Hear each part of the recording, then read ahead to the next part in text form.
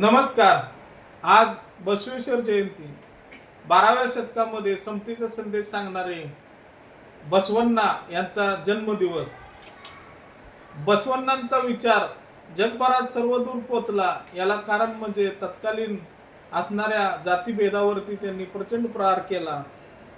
बसवण्णांनी वचनामध्ये सांगितले, वेद शास्त्र धर्म जे काही सांगेल ते मी मानणार नाही. मी अनुभव हाच गुरु मानू.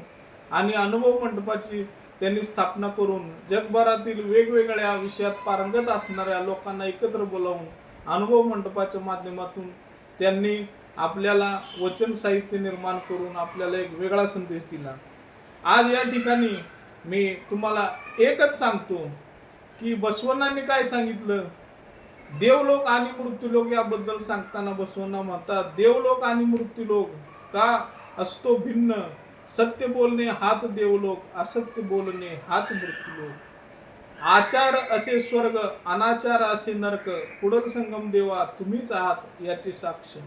तत्कालीन समाजामध्ये असणाऱ्या अंधश्रद्धा यावर प्रचंड प्रहार करून त्यांनी एकेश्वरवादाचा सिद्धांत मांडून इथला मूळ निवासी असणाऱ्या शंकर आणि पार्वतीची पूजा करण्यासाठी आपल्याला उद्युक्त केले. अशा महान बसवण्णांचे जयंतीनिमित्त कोटी कोटी प्रणाम.